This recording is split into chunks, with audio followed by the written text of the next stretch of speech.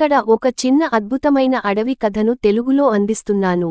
ఇది పిల్లలకి సరదాగా ఉండేలా, కానీ మంచి నీతి చెబుతుంది. Dash dash dash. అడవిలోని స్నేహితులు ఆకురాలే చెట్టు, కోతి, నక్క, ముఖం, ఏనుగు.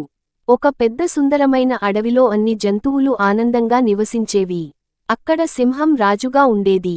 ఆ అడవిలో కోతి బంటి, నక్క చంటి, ఏనుగు గజపతి, మంచికాళ్లు కలిగిన కాకి కృష్ణ ఉన్నారు.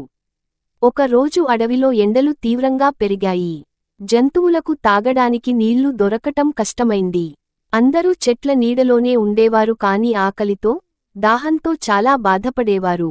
అప్పుడు కోతి బంటి అన్నాడు, మనమంతా కలిసి ఒక చెరువు తవ్వితే ఎలా ఉంటుంది? ఏనుగు గజపతి ఉత్సాహంగా ముందుకొచ్చి అన్నాడు, చాలా మంచి ఆలోచన బంటి, నా తోకతో నేనే మొదలుపెడతాను.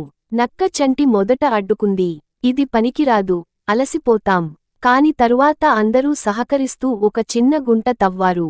అద్భుతంగా అక్కడ నీరు రావడం మొదలైంది. ఇప్పుడు అందరికీ తాగడానికి నీరు ఉంది. చంటి కూడా చివరికి వచ్చి నీళ్లు తాగి సంతోషంగా అన్నాడు, మీ ప్రయత్నం నిజంగా గొప్పది. ఆ రోజు నుండి అన్ని జంతువులు కలిసి ఉండాలన్న మంచి బోధ పొంది, ఎప్పటికీ స్నేహితులుగా జీవించాయి. Dash dash dash. మొత్తం నీతి: ఒక్కటిగా ఉంటే ఏ సమస్యైనా పరిష్కరించగలం. సహకారం, స్నేహం మన బలం. డ్యాష్